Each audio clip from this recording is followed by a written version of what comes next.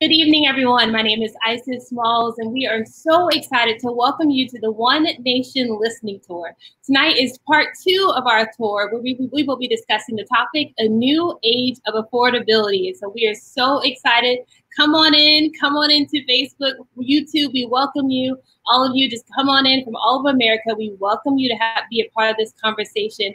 We're going to get started in just a couple of minutes, but I just want to see who is out there. I am coming live from Houston, Texas, but I'm curious to see what we call restorers. Where are you coming from? I know we have people in South Carolina. I know we have people in Illinois. So I want to see, give us a shout out in those comments and let us know where you're coming from.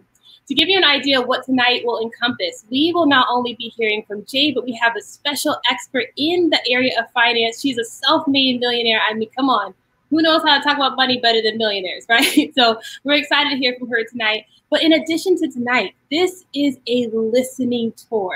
So we don't want to just talk to you. We want to hear from you. This is your opportunity to be able to ask Jade questions on the economy. What's her opinion on different factors that affect the economy? And we want to hear tonight, what is your vision? What is your vision for an economy that works for all Americans? So we invite all of you to chime in. Do not be quiet. I see Shayna. We have Shayna from Chicago. Hello, Shayna. She's definitely a proud restorer. I see her Facebook profile picture has, I believe in one nation. That's pretty cool. Pretty cool. Thanks, Shayna. So let us know where you're coming from. Feel free as we go throughout the evening to engage with us. Give us your questions.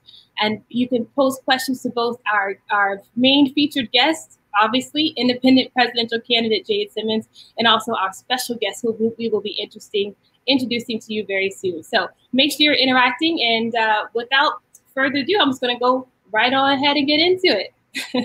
Tonight, of course, we are hearing from independent presidential candidate Jade Simmons. She is going to be telling us about her vision for the economy. Tonight's topic is a new age of affordability. So we are talking together about what it would look like to have an economy that works for all Americans. So as we engage with her, we want to hear from you. But without further ado, Jade, welcome to the stage.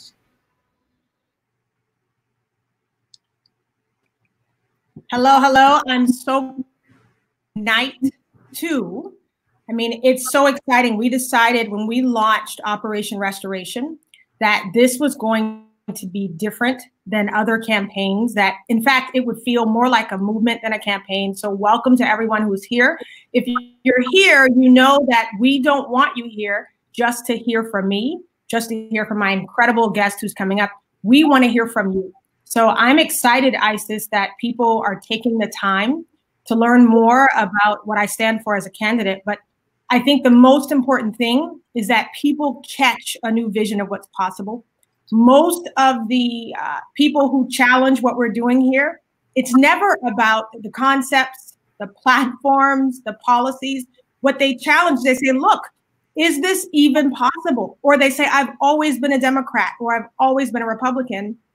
And every night what we're sharing here is that it's time now to take back ownership of our vote, take back ownership of our beliefs and our voice. And the only way we can do that is become more informed, to become newly informed. So when I think about all the possibilities of what victory looks like for Operation Restoration, I think so much of it has to do with awareness. So I'm excited to be a part of spreading awareness where this issue of economics is concerned.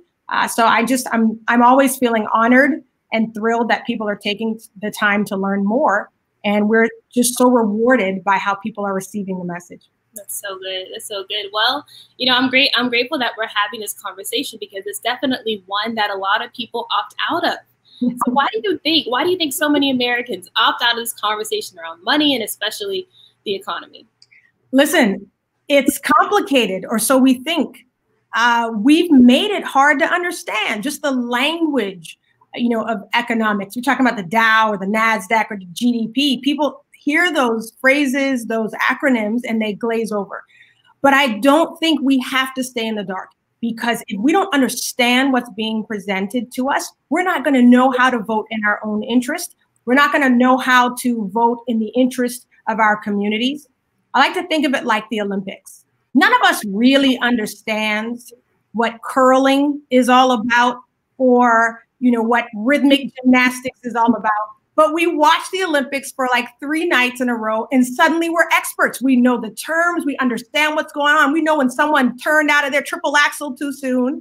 So education is readily available. And all it takes is a few concerted efforts to try to understand more. And so what we're excited about tonight is that people are going to leave this session knowing more than they've ever known about the economy, most importantly about how it affects them. And that's what excites me the most. That's good. That's good. So we've heard it said a lot before, especially before COVID-19. This is the best economy ever. We can never fail, right? And so many believe that when we recover from COVID, we'll just go straight back to that. Do you believe in the same way? Do you think it'll just hop back to normal? So first of all, I will say it until people hear me. The last thing we should be hoping for is to go back to normal. It's the absolute last thing. If we're honest with ourselves, we will remember that normal wasn't all that great for everybody. Now, is the economy booming for some people? It definitely is. But I'll make sure I don't steal the thunder of our guest tonight, because I know she'll have a lot to say on this as well. But we have to be honest about what's really happening. We can no longer stand by and just accept headlines or accept party lines for truth. If we look at the research and the data, this is not the best economy for everybody. And so tonight, what we'll be talking about as well is how do we even redefine the conversation? When you hear someone say it's our best economy, it's because they're talking about two things, most likely, the GDP, and they're talking about the stock market. But for most Americans, that's not a relevant point of discussion. And so I believe, even the president a few hours ago in his most recent press conference said what you just said, Isis. He said, right before this, Hispanics, African Americans were kind of living their best life, having the best economy they've ever had. And the truth is the numbers don't support it. And I don't point that out simply because I want to point fingers at the current administration. I point it out because if we don't understand why that's not true, we don't know how to make it true for ourselves. That's right. That's good. Tonight you've titled A New Age of Affordability. Yeah. And it's all about casting vision. So when you think of a new economy, an economy that works for all Americans, what does that look like for you? I think so much has to do with how we have the conversation. And I think, we have a lot of talk around getting to the table. And I think people have to first understand, where is the table? What does the table look like? What happens once I get there? I am looking forward to releasing what we call work and worth policies. I think so much of our identity, for better and for worse, is caught up in our work. You always hear me say your purpose is not the thing you do, it's the thing that happens in others when you do what you do. But the truth is, for the most part, we still link our self-worth to our actual work. And so since so much of our identity is tied up in what we do, what we make, who we serve in our work, we should be able to be proud of what we do. We should be fairly compensated for the work we put in, and we can wrongly, if we're not careful, we'll wrongly buy into narratives around people who are unemployed, for instance. I talked last night on the Daily Debrief about demonization. You'll hear some people saying, all the people who don't want to go back to work, it's because they're lazy, they just want to sit home and collect a check. You got to stop buying into narratives that are false like that say that everyone who is unemployed doesn't want to work. You talk to the people right now who are suddenly unemployed, the first thing they want to be able to do is to get back to work. And that's the reality. Most human beings want to be able to provide for themselves, provide for their families. In our nation, we have many young people who it is their responsibility, it is a part of their lives to contribute back to their families, to their parents. So this thing of affordability is huge. People are also they're going to want to see the fruit of their labor. So that means that their dollars now are going to have to stretch far enough to cover their bare essentials. Before COVID, we heard it being said that the average American household had like $600 in savings. You can imagine that in the first 2 weeks of COVID, that money was gone. So you saw so many needing the stimulus in the first place. Our dollars should stretch far enough to cover not just the bare essentials, but we have to have the bare essentials. We should actually have enough to be thinking about things like future planning. We should be able to think about growth. We should be able to think about surplus. But now so many Americans are having to worry about simply making ends meet. So my aim is to make sure that when somebody says to us the economy is booming, they're not just talking about a sliver of the population. So I call all of the policies that we'll be rolling out around economics, I call that pro-prosperity. These have to be policies that aim to put money back into the pockets of Americans, hardworking Americans, to reduce out-of-pocket costs of things like prescriptions, healthcare in general, childcare. The wealthiest nation of the world should not have such high numbers where food insecurity is concerned. Those are issues you should really only see in developing nations. That shouldn't be the case here. We should be able to deliver aid to the poor, to increase the job potential, listen to this one, of those who are currently on public assistance. Public assistance has become public subsistence. It has become the only option for people who are living below the poverty line. But if we're serious about really having a really booming economy, one that works for everyone, we've got to help people transition powerfully off of assistance. And I also believe, you'll hear me say this over and over and over, we don't have to do this by demonizing the wealthy. Our guests will talk about this tonight. That's the last thing we want to do. We're here promoting the American dream. The American dream is not that you work to your bones so that you can barely make ends meet. You want to have surplus. Surplus ensures future generations. So I believe we have big businesses that we don't know, but I promise you, I've met them myself. They want to be a part of the solution. So I'm excited to bring the experience I've had in the corporate world, the connections I've made, working with some of the best people in some of the most demonized industries. I'm excited now to call them on what is really not their bluff. They say, this is what we want to do. We want to be a part of a solution. So I'm excited to see an age where we don't have to demonize the wealthy, where we can incentivize. And many of the wealthy are already wired to give back, and they're doing so. And how do we look at creative partnerships to take advantage of that? Lastly, I'll also say a big part of what I want to work on is addressing the issue of homelessness in a humane manner. How can we be the wealthiest nation on earth and have homelessness in the numbers that we do? How can we dare have homeless veterans? How can we dare have people who are on the streets who don't have access to mental health care, the very thing that could be a part of getting them off the streets? And I will say boldly right now that I can tell you why we never really focus on this issue.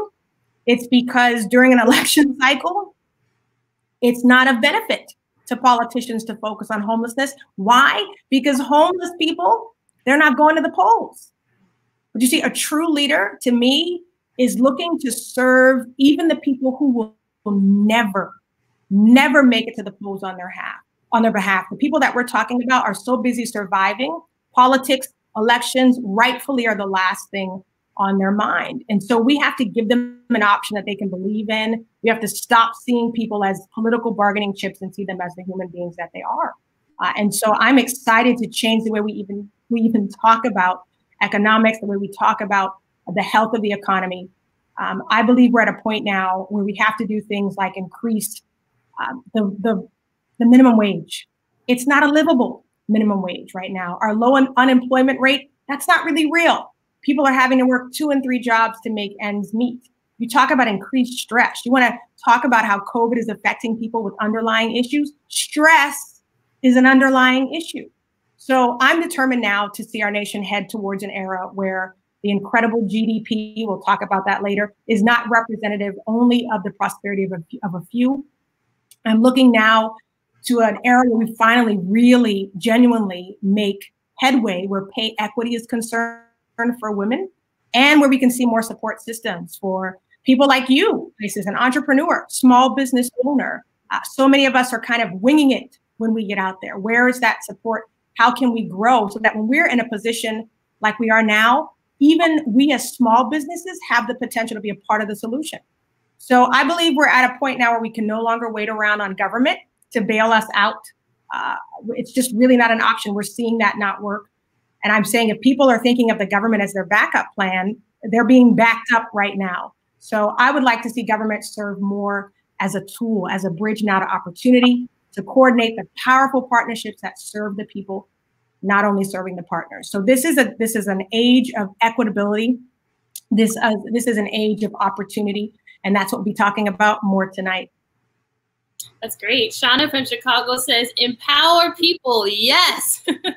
And Antoinette says, transition powerfully. I know we got a lot of cheers and claps when you're talking about raising that minimum wage. And it does connect to what you were saying about people not using government programs as a crutch, but using it as a transition. That's right. But how can you do that when the minimum wage is so low? You know, so it's kind of like, keep this in my back pocket. I think that's a very powerful discussion point.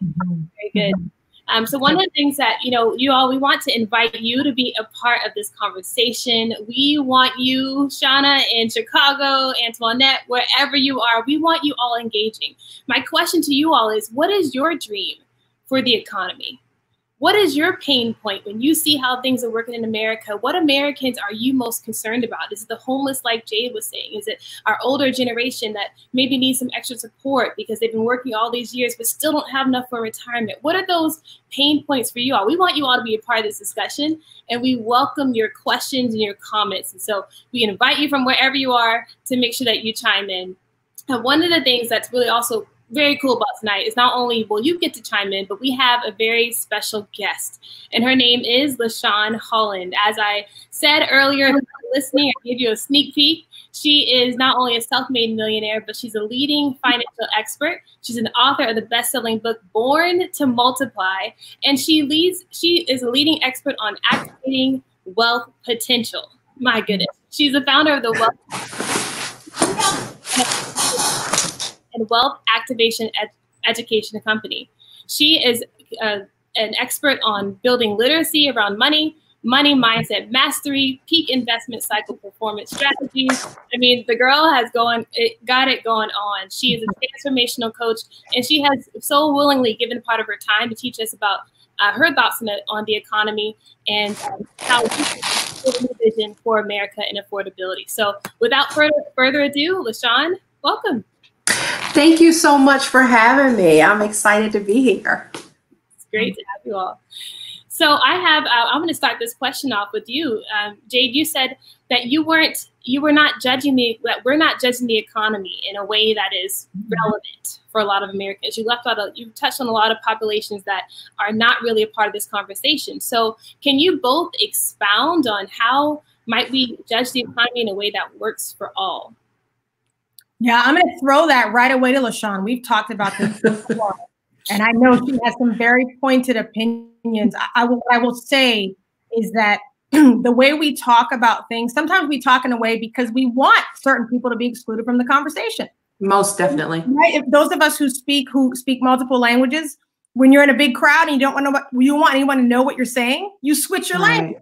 And so that's what we're looking at now. It's a very interesting situation where people are talking openly and plainly, but if we don't know the words that are coming at us, better yet, if we don't know how to translate those words so they mean something to us, then we're at a loss. LaShawn, take it from there. Right. And so when politicians, I think we've had this conversation before, when politicians even begin to mention GDP, what does that really mean to me? What does it mean to your household? I remember having a conversation recently where someone just began to parakeet back what they were hearing from the news media and from this current administration. And I just had one simple question for them. Do you feel any richer? Wow. And so when they talk about measuring GDP, it's really understanding what they are saying and then taking that and trying to figure out how does that apply to my life? What questions should I ask myself to measure what they're saying? Is it true? Is it not true? Because one thing I know for sure is that numbers don't lie, people do. And we're going to talk about that later on. But even measuring the GDP, what it actually means is it's a product measures the value of the economy. Right? What it's doing. In lay terms, LaShawn, what does GDP stand for? GDP, it just measures the health of the economy, but even the measurement is incorrect in how they measure it. And so, when I was in school and they taught us how to break down the GDP, it's still not a true accurate measurement of how financially strong Americans are doing. The country is only as strong as the citizens in the country. And so when they talk about GDP, they take into consideration the private consumption. Consumption is very different than me being profitable as a person. And so it looks... Break it down. So this is the gross domestic product we're talking about. Yes. And so, okay, I'm going to break it down, but I'm going to give you how do they calculate that? What is the formula for the GDP? It is private consumption, meaning how much we spend. Okay. It doesn't take into consideration if we're even increasing in our income. And most Americans, I'm looking at you. I'm just saying, so you mean to tell me that this number you're talking about is based on really how much money I'm getting rid of, not how much money I'm taking in. Right, exactly. So when we hear the economy is good, that means we're spending a lot of money. We're spending a lot of money. Personal debt is increasing. Credit card debt, consumer debt is increasing. That is good for their economy, not your personal economy. And so to break down GDP and how it's calculated, it actually is personal private consumption of people. It's also gross investments, meaning the government. Also, the government, the investments that they may make in companies overseas, government spending, exports, imports that may be coming in, and that all equals the GDP. Yeah. Nothing in there measures personal households of the Americans. So when we say the American economy is doing well, what we're saying is Americans, Robert Peters says America is a consumer culture. They're basically Americans are spending a lot of money. They're getting in a lot of debt, and that's good for people who hold that debt, for people who have okay, all right. You've heard the saying, he who holds the gold makes the rules, right? And so they're speaking to a certain population of the country. And so part of the problem that is peddled by politicians and that's peddled by the news media is the notion that prosperity comes from consumer spending, and it does not. And so that is the message that they're constantly putting out there. And to be honest, the stock market is not really a proxy for the welfare of the American people. You know, it's because the stock market has to do with the welfare of large companies, not individuals. And then you look at the number of people that's not even in the stock market. So you cannot use because the stock market is up as, you know, a measurement to how well the economy is doing, because the stock market moves off of sentiment.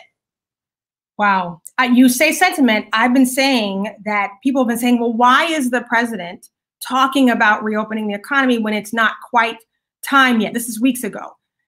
And I said, because talk matters. When you talk about sentiment, as a professional speaker, I know what you say can produce a certain reaction. So when he even mentioned the word reopen, people get excited. And that day when he first mentioned it, the stock market shot up. Things started looking like a way to kind of manipulate what was happening. Let me be clear here. I am running as an independent candidate. The reason I'm running as an independent candidate is because I haven't seen solutions on either side that have been sustainable for the American people as a whole. So when you hear us saying they, we're not just talking about the current administration. We're talking about the system of politics as a whole, the system of government, the system of the economy. So those of you who may love the president, don't hear this as us bashing him.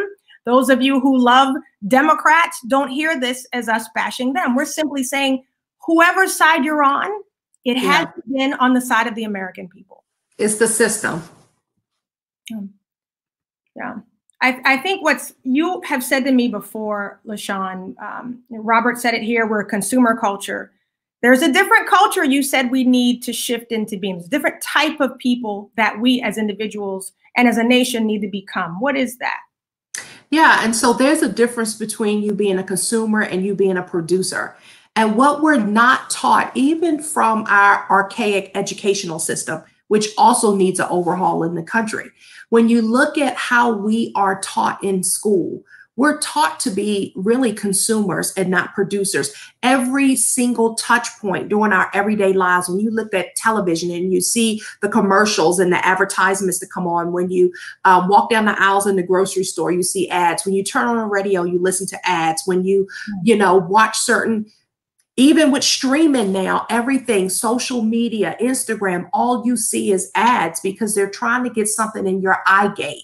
And that reason is they know you will react to it. And so we're so used to spending money, but no one tells us how to become a producer to produce the money. And so, you know, I shared with you recently that I had a mentor years ago who taught me, he said, LaShawn, there are three types of people that exist. There's the consumer, there's the producer, and then there's the banker. And so the consumer needs the producer, the people that shop at, you know, everyday people that shop at Walmart or wherever your preference is to shop. You need the producer to produce goods so you can purchase them. The producer needs the consumer because I need clients. I need customers to purchase what I produce. But the banker, both the consumer and the producer, needs the banker, the person that makes the rules, who holds the check. And so our economy is so driven by consumerism. Even when you look at our government, it's hard to believe that, you know, the system is set up to help you be prosperous because they're in so much debt themselves. You know, we look at, we toppled $24 trillion of our national debt. Wait. We just did a bailout though. So where did we get that $2 trillion from, and the new $350 billion? Where's that money coming from? That money is coming from the American people, the middle class to be exact. And so America it's not like the government had coffers of gold sitting aside where they could just go in and make withdrawals to give out for free. Our government doesn't produce, we don't sell a good, we don't sell a service, we collect our money from taxes. And so that's how we get money. And when you don't have it, one of the things that just recently happened in April, the Federal Reserve lowered the interest rates, correct? And so America's debt, one of our largest payments, is due every single April. And they didn't have the money to pay for it. So it's not like interest rates were lowered to help out the American people. It was so people could start borrowing more money. It was so our government could borrow more money to make the April payment. So when we talk about having bailouts, they're not given free money. That's why people are taxed on that money, because they want to be able to bring revenue back in. And so the revenue that they're bringing in taxes now, you know, it's very concerning because it's not enough to cover the amount of how our debt is growing. Wow. Yeah. I told you you would know more about, in the first 20 minutes, I promise you people are learning more about this than they ever have before. Isis, what do you have for us here? I'm just already thinking I need to go back and replay this whole thing. And it's a very, very powerful conversation. And as I'm hearing you all speak, it seems to be two different lanes. There's one, though, like you said, there's the producers and there's the consumers. There's those who have the gold, as you were saying, and then those who don't. Yeah. So how do we merge? How do we begin to have a conversation between these two separate entities? Yeah, you know, I know LaShawn and I talked about a certain word that we need to start really speaking the language of. I'm going to go with the word affordability because I know she'll take the other one. We should be asking. We look at what is the new measure. So we know the measure that's currently happening is not really measuring how we're doing. Right. Listen. Wealthiest nation in the world, it should be that all Americans can afford the essentials: food, water, and shelter. Until every American is walking around able to knock on a door or put a key in a door at night and sleep somewhere, able to turn on their faucet and get water, no question, able to have food in their pantry, we cannot call ourselves wealthy, and we cannot say that we have a good economy. So I believe the first step is to make sure that every American can afford. It's the difference between affording something and being given something. Am I against supporting people who need it? Not at all. What I don't want to do is create handicaps that disable us from affording what we want. Those of us who love to buy things or go to a fancy restaurant, it's a good example. We know the difference from going to Burger King, nothing wrong with Burger King when you want it, or Chick-fil-A, one of my favorite restaurants, and going to, who's in the news, Ruth Chris Steakhouse, right? There's a difference. Capitol Grill, there's a difference. Those of us who like to eat at those fine establishments, we already know the price is a little more, good bit more. Your steak, right, at Capitol Grill is going to be more than your burger at Burger King. We know that, and we willingly, because we can afford it, pay the extra money. What I want to make sure is that when an American says to themselves, can we afford to shop for clothes for our children? They don't have to ask that question. They can do it.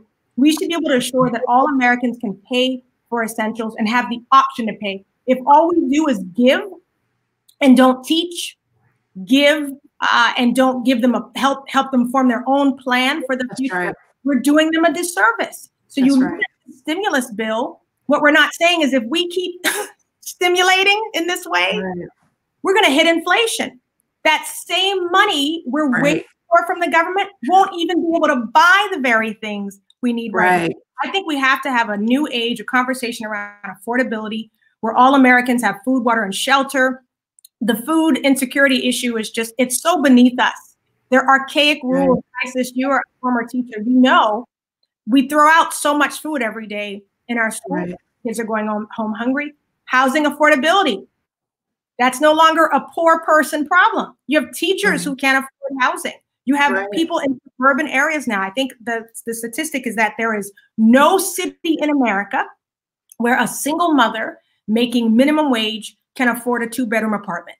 Not in all of America. Wow. That's unacceptable.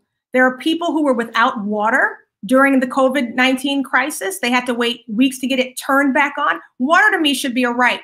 Now, LaShawn will tell you it might be a right, but it's still not going to be free. Somebody's got to pay for it. That's going to be something that's necessary. If you can't think of it from a humanitarian perspective, I always say think of it from the economic perspective. If you can't do that, public health. You're telling people to wash their hands and they had no water in their homes to do so. Right. So you mentioned homelessness, that has to be addressed. That also can be looked at humanitarian wise, economics, or public health. So affordability is the word that I want to see introduced into our discussion nationally about health of the economy. I know LaShawn's going to take us a step further with another word, another language we should be speaking. Yeah, and so I just think of it a little bit differently. One of my favorite quotes says that the knowledge that you possess is the lens which you perceive opportunity. Yeah. And so a lot of times when you have market corrections, because whether it was a COVID-19 or something else, we would have been due for a market correction. Mm-hmm. And so when most people are talking doom and gloom, I just see something very differently. I see opportunity, and opportunity really does translate to one word, and it's about positioning. Right. And so I think two things are very important during times like this, because opportunity does exist, is that we take back control of our own personal economies, our own finances, and then we increase our education. And so when you lose control and you don't have an education, that's a combination for disaster or financial disaster for you. And so I think really, to be honest, it's about positioning. And so it's not about whether it's good or bad, it's about the positioning. So no matter what language you're speaking, events, I think, are really arbitrary. Right. And so meaning that where you're positioned at the time, what side are you on? Mm-hmm. And so when I think about the things that are going on in this economy, I think that there's a lot of opportunity. I remember when we had the furlough a couple years ago, there were two sisters that actually, I think they're called the Furlough Cheesecake Sisters. They started doing a business, and they didn't know when the government opened back up, they didn't go back to their government jobs because they started making more money. And during this time, I've had people that I've spoken to and say, okay, well, this is your profession. This is something that you could be doing right now. And they're making money. I know of a nursery school teacher I heard of the other day who started selling lesson plans, packaging them up and designing lesson boards. And she put them in a box and went on Facebook. That is opportunity. She is now making more money with that than what she was doing as a preschool teacher. That's what opportunity looks like. It's not sitting around waiting for someone to come to my rescue, waiting for a handout. Those things are great. But again, what happens when, like it just happened this week, when they run out of money to give you? What do you do then? And so I think we have to position ourselves to be able to see opportunity.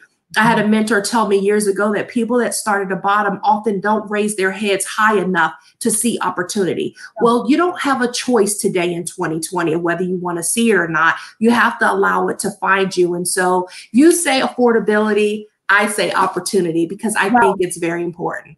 And we know, LaShawn and I obviously spoke about these things before we got on the air. As an entrepreneur, I only know the language of opportunity. Everything that I've had to build in my own business, not much was given to me. I didn't have any loans to get it started. I had to literally become a producer. Right. And even as we look at this situation now, I'm kicking myself because we had plans in April to start building out some new income streams. And I'm thinking we should have prioritized that. Right. And the last quarter, we would have been in even better shape now. So I obviously agree with you on that. And I think what I want people to understand is it's not that we're saying you don't do what you need to do to help the people who are in the least possible position to help themselves. So when I speak about affordability, I'm talking about the people who just right now can't even look up to see the opportunity. There was somebody testifying in front of Congress a few weeks back, and she was talking about the poverty thresholds, right? So according to the thresholds, it looked like she was technically above the poverty line. Right. But when you looked at her reality, she wasn't. So she talked about getting a promotion and then that equaling the demise of the other benefits that she needed to stay afloat. So here she was pulling herself up, doing well at work, and the very way the system is created didn't allow her to ascend. She said something I'll never forget. She said, my children cannot imagine what it's like not to be poor if they've only seen poverty from their parents. And she said, I need to be able to look differently so that my kids can imagine differently. Before we go back to Isis, LaShawn, I want to say before the night is over, I want you to tell at least a little bit of your story, because you're looking mighty fine over there. The background. I know that shirt you got on didn't come cheap. People are going to say, well, for this millionaire lady, she's probably had it all her life. Somebody probably gave her something. So before we end, make sure we come back and tell your story. I wish I got a stimulus. I know. Ice, what else do you have for us? That's so good. Well, my next question for you are, what are some suggestions that you have around fixing income disparity? I know right now we've heard a lot about other candidates having wanted to do a universal basic income or reparations or student loan forgiveness. So what are some insight that you guys can offer in terms of fixing the income disparity? I'm watching LaShawn's neck turn red as she hears some of those. Let me jump in first before she gut punches the rest of us. Here's what's important. If you'll notice as well, it is important to me that we hear a wide variety of viewpoints, because if we've been hunkered down either behind party lines, behind ethnic lines, we're missing some part of the conversation. And even if we don't agree with everything that everybody is saying, there's something we can learn and add that to the arsenal that we have, to the knowledge that we have. So I intentionally bring on someone like LaShawn, because to me, when I'm in church, it's not a good sermon unless I felt like I got a good gut punch, a good prick, and I have to go back and look in the mirror. So I always give her permission to speak her mind. One of the things that I think we do have to address is minimum wage. I think we do have to raise that so that people can, again, afford to live, afford the essentials. If you're not having the essentials, you can't even think about growth. What do you have to grow? Where's the surplus, the mindset that you're going to have? As a visionary, it's very easy for me to tell people, see it, imagine and vision. That comes second nature to me. But I know when I think about things like Jesus, LaShawn, when he was out there, preaching the gospel, he healed first many times. He fed people first, because with their stomachs growling, they weren't going to even be able to hear what he was trying to have resonate with them. So I do think in terms of just straight ahead tangibles, we have to raise the minimum wage. I also believe we have to have more partnerships. We're making a lot of bailouts here, a lot of companies. I'm not sure what we're actually getting back. Why are we leveraging those relationships, apprenticeships, paid training, the people who are recently unemployed in COVID?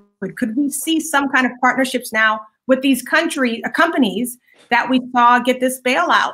We saw what happened in the stimulus bill, where these larger corporations manipulated that loophole and really left sincerely small businesses out of the equation. So I think we do have to make sure that we're just providing the opportunity for people to be able to do better. So a livable minimum wage.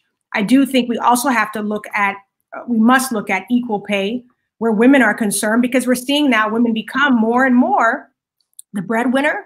We're seeing a lot of single women. So we need to make sure that they're getting paid equally for the work that they're doing, that their male counterparts are. What are some of the fixes you would suggest, LaShawn? I think the issue runs deep and wide, right? I agree we need to have a living wage in America. It's ridiculous that we do have the homelessness problem that we do have. It's ridiculous. Even I live in the state of Maryland, and in the state of Maryland, before a woman can get help, her husband cannot live with her if she has children. They will not help you. So you're splitting up families, before we even get assistance. So I think so much needs to be changed, the way that our laws are written, the way our language is, because one of the problems why big corporations were able to get the stimulus check is because your definition, Jade, of small business is not their definition of small business. Their definition of small business is people who have 500 employees or less.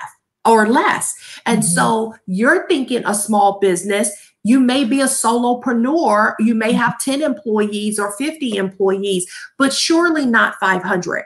And so people were upset because big companies got the money, and a lot of them are returning it, and they should return the money, especially colleges that has those huge $1 billion, $1 million endowments. They should return the money. But again, our language is not the same. It's not matching up. And so I agree we should have a living wage, but let's look at really reality that's happening. For the people that have low paying jobs, as technology advances, you have artificial intelligence that's coming out, virtual reality that's coming out. As technology increases, those big companies, because they're not in the business of being humanitarians, right, they don't care. So they'll replace you.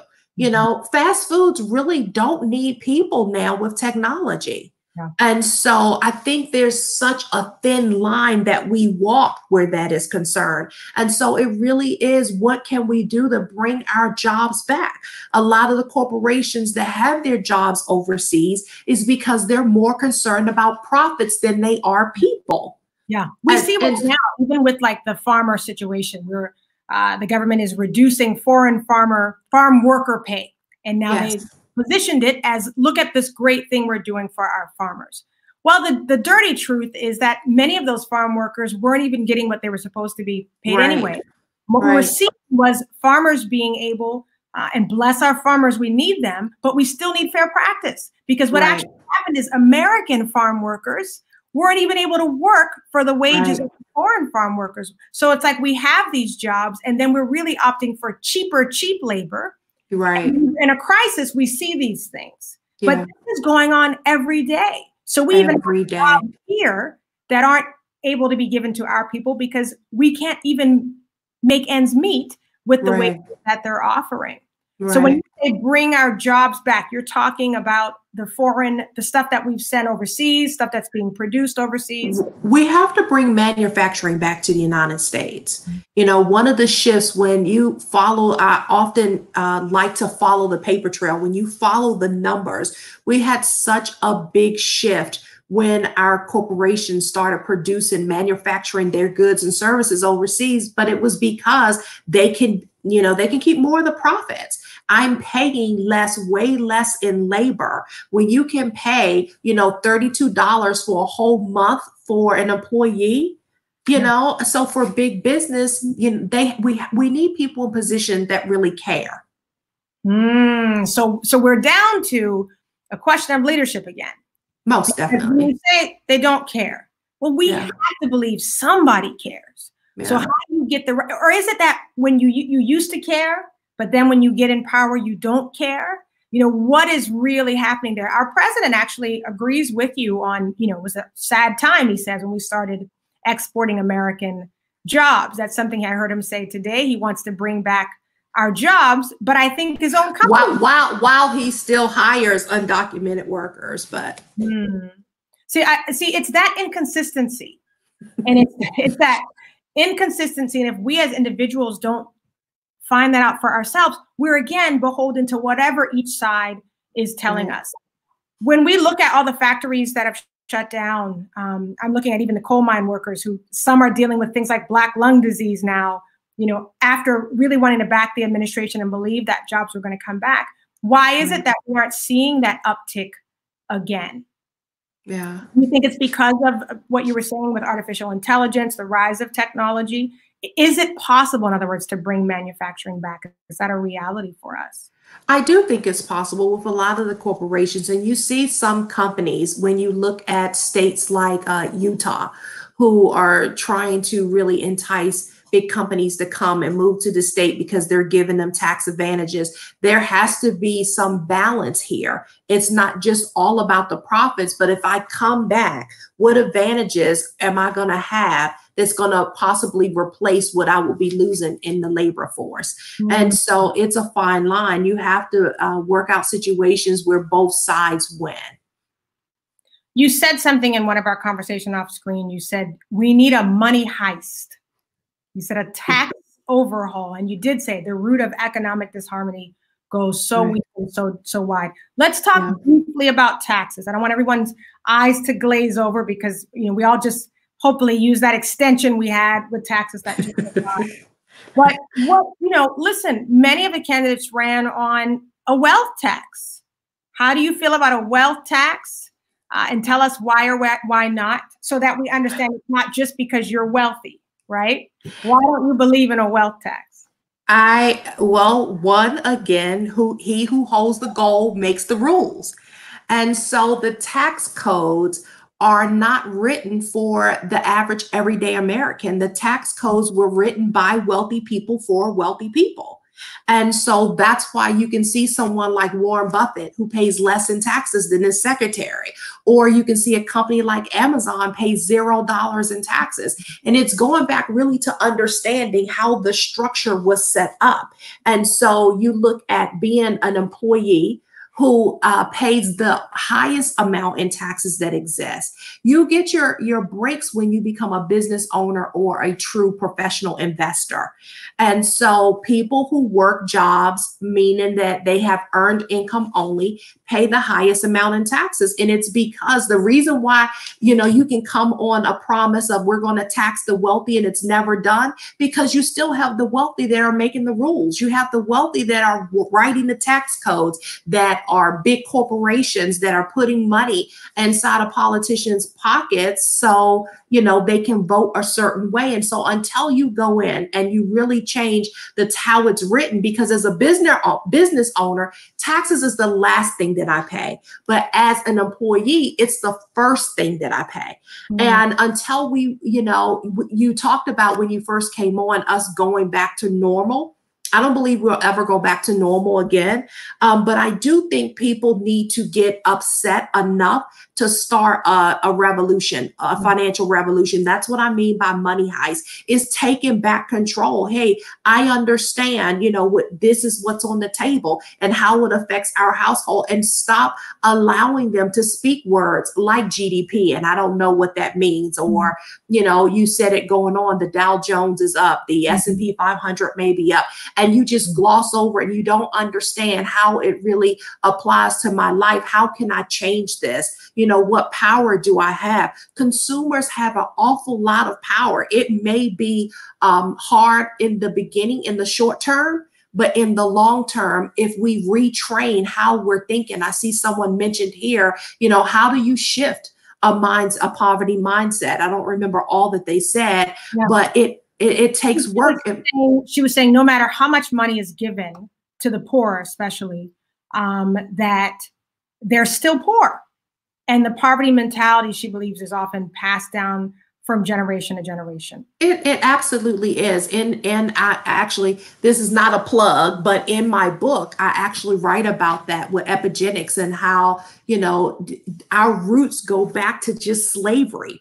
And again, this is not just about this conversation with African Americans, but it's a piece of it because it affects the way that we treat our money today, with us having markers in our DNA, how we see things growing up, right? Because your money mindset really is developed by what you saw growing up around money, what you heard growing up around money, the different experiences that you had as a child growing up around money. You carry those into your adult life.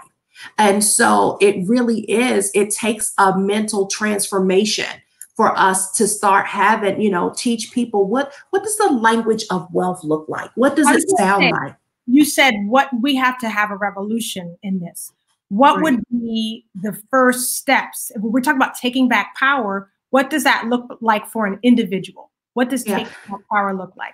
And I know these over the course of a whole year to people who want to learn, but like, what's the, the quick takeaway we can have if there were 2 or 3 things we could do right away to take back power? I think really it's taking an honest look, Jay, of where you are today, and deciding whether you want to stay there or you want to change. And then what are some of the shifts that I need to make to change? Not everybody is below the poverty line, right? But we can take a look at what we're doing with what we currently have in our hand. I say take a personal inventory of the internal assets that I have. Where am I? I didn't start out, you said you wanted me to talk to people about where I came from. I wasn't a trust fund baby. My mom was 16 years old when she had me. My father was 18 years old. And so my mom really struggled raising me. And when I think about back then and I look around, I just thought it was normal. We lived like everybody else in that particular community lived. I went to school with kids. At that time, we all lived the same way. And so when I saw that, I'll never forget, I worked for a boss, and my background is accounting. That's what my degree is in. And I started seeing the profits of the company. I started seeing the things that she was able to do with her family, the vacations that she was taking to places that I had never heard of in the world before, and how she took the vacations, how long she could take the vacations and not have to come back in the office and trade time for dollars. And so I started taking note of what was possible. That's a curiosity. That's a curiosity. You have to be curious about what you don't know. You have to be curious. Right? Your current circumstance isn't the only reality. It isn't the only reality. And so I talk about actually the ECMO method is what I call ECMO in my book. And so how exposure and environment and knowledge, and mindset and opportunity are the things that really shift us. And so, one of the things I used to do with my kids when they were very, very little, I used to take them to wealthy neighborhoods that were behind gated communities. And I would tell them employers live here, not employees. And started to teach them, to show them what was possible in life. And so we have to place ourselves in environments, pick up a book. I shifted really by educating myself, education. And I'm not just talking about academic education, because I had a college degree and was broke. I had more month than I had money in my pocket. And so I made a decision that I wanted to be able to give my kids the advantage in life. I didn't want my children to start from ground zero.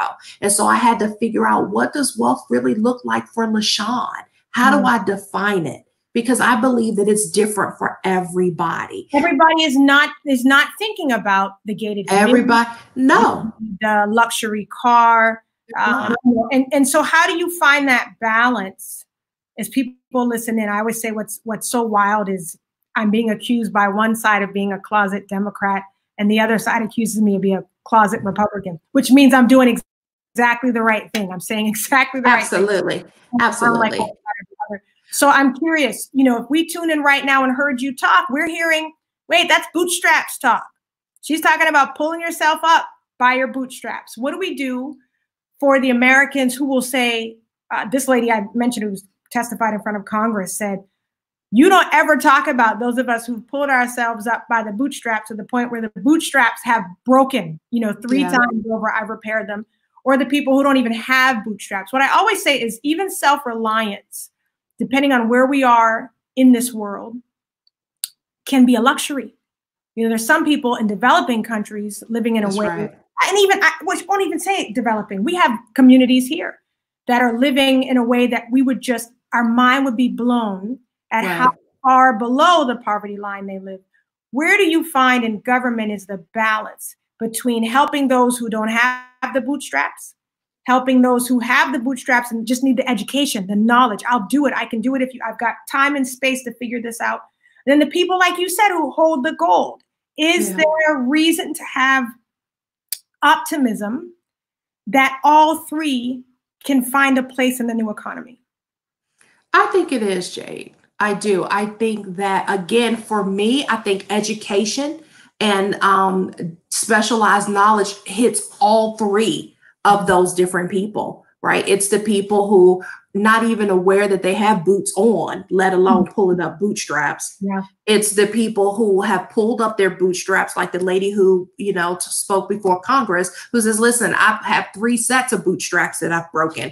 And then there's the elite the people who hold the gold to make the rules. It's just education. One of the things that I just recently spoke at Georgetown University, and one of the things that I said is we have to stop pretending that we can write everybody's narrative, because we can't. And there are a group of people that we won't be able to reach to tell them about opportunity, because they won't be able to see it. But if I can educate you to show you, okay, this is possible. My husband and I had this conversation early on today for the children that may be coming up in Mississippi, that they don't even know, there's people in this country that don't even have a clue that they have the opportunity to go to college. Right. And so what is it? It's reaching those people to be able to show them what's possible. The lady who's pulled up 3 bootstraps is putting her also in environments where she can learn a different type of specialized knowledge that's going to help her. But to be honest, Jade, I think the help comes from us.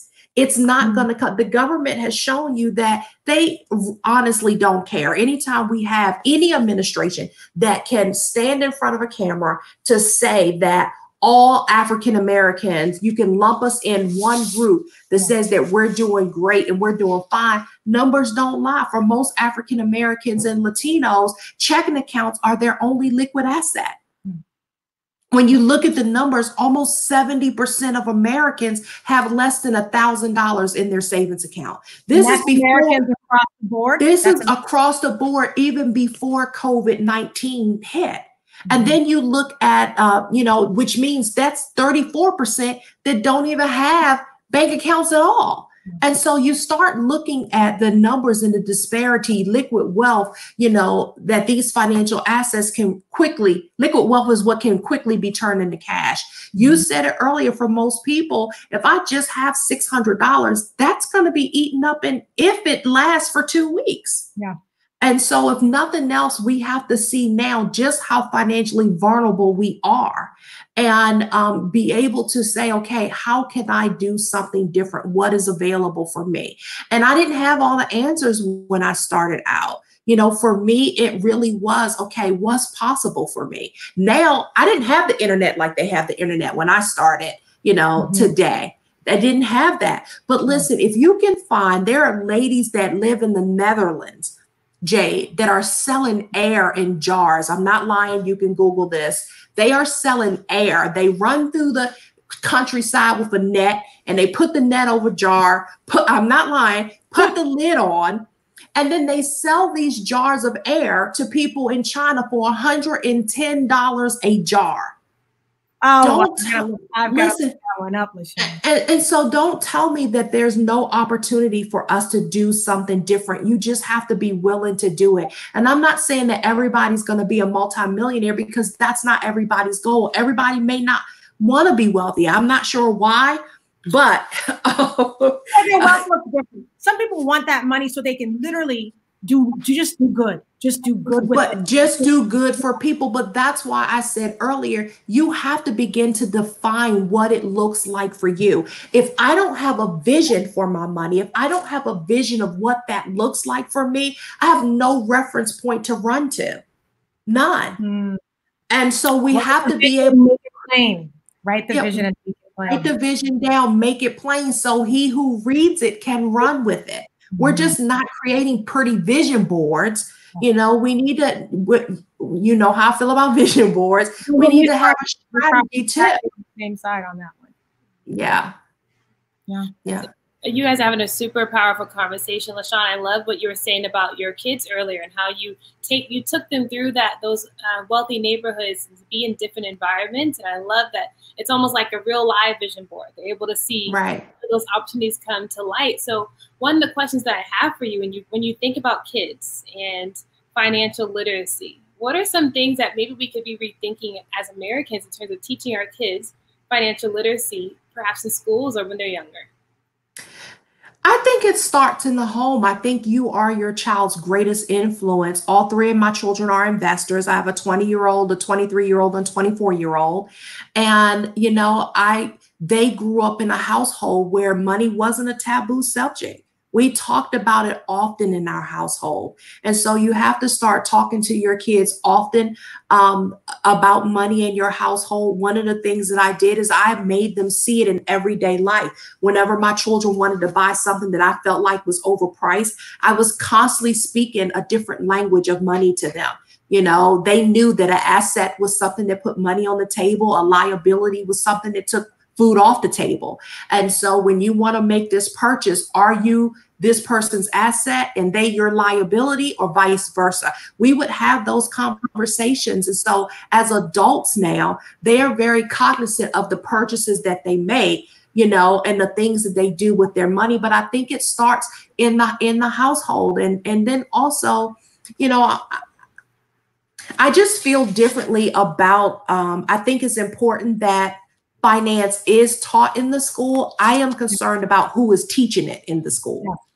And then what kind of finance, because we have shifted and the economy shifts about every 3 years. And so the information that my grandfather used when he was growing up about money is very different than what's going on today in 2020 where money is concerned. So that's my concern. Who will be teaching this and in the school system to our kids, because you can't impart what you're not living. Yeah. You know, LaShawn, we have a discussion on Friday on education. What I've been saying is all of these issues now, they were already intertwined, but the spotlight that it's shown now, we can see how it all goes together. And the things that we say we can't afford, suddenly we can find. You know, we were able to get kids devices suddenly. We were able to figure these things out now. And let me tell you why. This is the thing that bugs me, but I also count it as good news. LaShawn, you said it yourself. You know, you don't think of it as good or bad. It's just what position are you in? And I think the position we're in right now, the good news is because of the way that COVID has literally affected everyone. It'd be wrong to say it's affected us all the same, because it hasn't, but everybody has been touched to some degree. Because of that, we're now having conversations we couldn't have before. So I feel like now, because it's reached the majority, for instance, look at affordable housing. Now that we see more non-minorities suffering in the housing crisis, it's now being addressed. We saw the same things happen with like opioids. Once it reached a certain community, suddenly we dealt with drugs from a place of compassion. So I think what's really unique and powerful now is that we have an opportunity, because everyone has been hit, to that they're listening. They're listening now. There are new spotlights that are shining on old issues that are now exacerbated or expanded, but now we have room to maneuver. If I remember correctly, I think at the beginning of the crisis, everybody else was flipping out and you were posting about, we've been watching how this thing is hitting the airlines and we're in position. And it was like, wow, everybody else is pulling their hair out and you were telling us the position that you were in. I'm sure you got to get on that. But what I thought was powerful is that we always say there must be a silver lining somewhere in this darkness. But I think we're called to set ourselves up so that when darkness hits, we can shine the brightest. We can shine the brightest and be in a position to actually help others. Yes. With it. Yeah. I just believe being prepared is so important. You know, in 2008, my husband and I, one of the things that we do, we're also real estate investors. And so in 2008, we lost money. I had never heard about bubbles in cycles in the different stock markets before, in the different markets, investment classes. I had never heard of that before. And so I'm the type of person, it doesn't take me long to learn. If you know, my grandfather said growing up, if the dog bites you once, it's your fault. If he it's the dog's fault. If he bites you again, it's your fault. Don't keep getting bit by the same dog. And so I felt like that with the market, when the market crashed and, you know, we lost money on some properties that we own. I never wanted to be in that position again. And so I started educating myself. I know that markets reset and correct themselves every 8 to 10 years, give or take some. And so I wanted to know, how can I be in position the next time around to be able to profit? And I realized that, you know, for some people, they may get upset, you know, when that last year really started for us, when we were making over 150% in a day in the market, when, you know, one of the cruise lines was having problems. Well, I knew that their stock was going to fall. So I went in and I put a put on their stock and we made out. And so this whole entire time, we've been doing it every single week in my household and my family. But had I not educated myself, Jade, about what was possible and did what I needed to do, stop becoming a hyper consumer and did what I needed to do to be able to get in a position to do this. Listen, I'm used to wearing a ponytail. This COVID and me not being able to get my hair done is nothing new. You know, 2 decades ago, I'm used to having nubs, you know. A couple decades ago, when I decided that I wanted to be in a better position financially, I stopped wasting money and I looked at every single place that I was bleeding so I could stop the bleeding, so I can do something different. I found out what was possible, and then I made every decision that I made put me in line with that vision. And so yes, COVID has affected people in the stock market, but money is never lost in the stock market. It just simply changes hands. And so the hands, it doesn't change that many hands. It changes into the same hands over and over and over. Well, that's because, again, what did we say earlier? That opportunity was about positioning. And so the difference is they know how to position themselves to be able to profit, whether the market goes up, down, sideways, or diagonal, or stay stagnant. They know how to profit. And so that's when I talk about having opportunity. So you're right. I was posting, you know, sometimes people get upset, you know, with that, but I teach it. I teach people how to use what's in your hand to be able to prosper. And so I think that is I don't care what administration is in office. I don't care what the economy is doing. Somebody is profiting. You know, everybody, it doesn't hit everybody the same way. And so, you know, we just happen to have made a decision that, hey, we never want to be caught like this again. I don't want my kids to start from ground zero. I didn't know all the answers starting out, but I knew that I could read. Yeah, that's right. Literally. Yeah, you know, I love this comment that's coming in from what you just said. LaShawn, she says, from Houston, Texas, Barbara says, we are called to set ourselves up so that when darkness hits, we can shine the brightest. And absolutely, what you and your husband do. I know that your background is in teaching people how to activate wealth. So will you take a couple of minutes to tell us, you know, what you do and how people can connect to you so they can be ready the next time this stuff hits? So one of the things that we do, we have different programs. Right now, we're really pushing people how to learn how to read the market to educate them. I have people that come to me all the time saying, what should I invest in? I'm not going to tell you what you should invest in. I want to teach you so you can make those sound decisions yourself on what you should be invested in. Because one, when you lose money, I don't want you banging on my door because you lost money. But I think it's important that you educate. So you know, when people come along and they may have a scam that's going on, there's so many scams that's going on right now, you're able to correctly decipher what's real, what's not real, what benefits me and my household. And I'm not talking about the type of investing that a certified financial planner teaches you. That's a whole nother show, Jay, that we can do. But so we just do financial education. And not your normal financial education. Like if you're looking for a budget, I'm not your person. I did not get out of debt by getting on a budget. I did it by expanding my means. And that's essentially what we do, you know, at the Wealthy Leaders Institute. We teach people how to use what's in their hand to expand their means. So good. I know you're the author of Born to Multiply. Yes. What is the website that they can reach you at so we can put it in the comments for them? LaShawnHolland.com, LaShawn with an E. I'm not exactly sure why my dad stuck that on there, but it's LaShawnHolland.com. You can find my book and find out about our programs there. Okay, all right. That sounds great. Thank you so much for all the insight and perspective. I mean, seriously, game-changing information. So we thank you. Thank you for having me. Jay, did you have any final comments that you wanted to make tonight?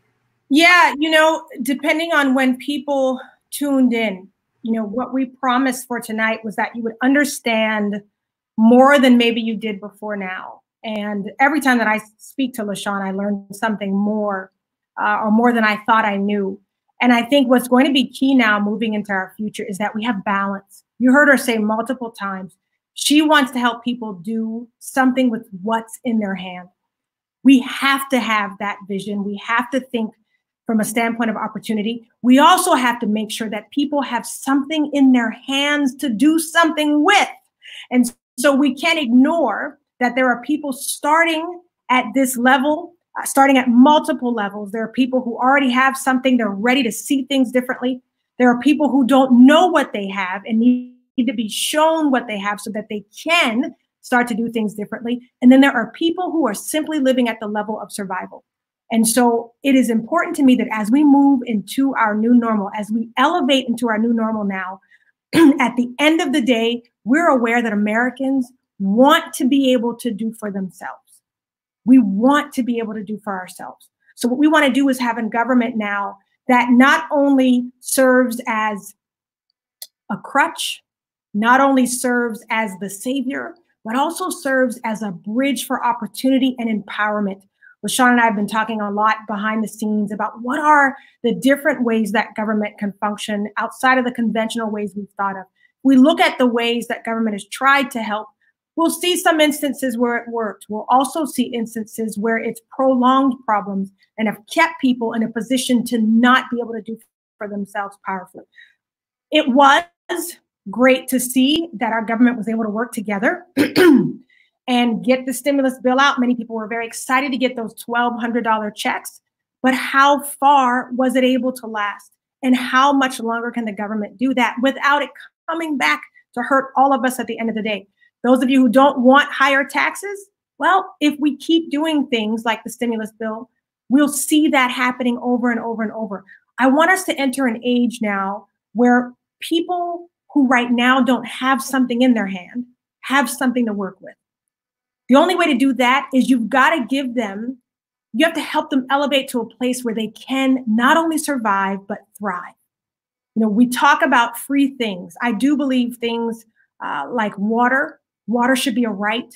You'll hear me talk later about policies that will ensure that every American has water in their household, that up to a certain point, there's going to be caps on those prices. There should never be a crisis where people find themselves without water. I mean, that's such an essential. We want to get to a place where all Americans have households. I want to look at the homelessness problem from a place of shelter first initiatives, where when we build shelters for homeless people to move into, what we do is we give them just the breathing room, the grace period to be able to work on the issues that they're dealing with on these streets. You're not simply looking at people who don't want to work, who don't want a home, who don't want family. We have to begin to solve the underlying issues. You'll hear me talk a lot more about mental health awareness, mental illness issues that we need to address from a humane standpoint. What I believe now is that we have to be up about the business of making sure that Americans are on some kind of equal footing. So instead of wasting all of our time trying to make everything free, which sounds good, but any of you all know what it's like to get what you pay for. What I want to make sure is that when we're providing something that we say is free, when we're providing a service that is needed for those who don't have it, that we're not later handicapping them down the road, that we're not later going to pull the rug out from under them and find that we left them in a worse position to be able to provide for themselves. I'd want to focus now on making sure that that stellar unemployment rate you keep hearing being bragged about is real. And it's not real because we're really just overemployed, meaning having to work 2 and 3 jobs just to make ends meet. Every American should be able to work one job and make ends meet.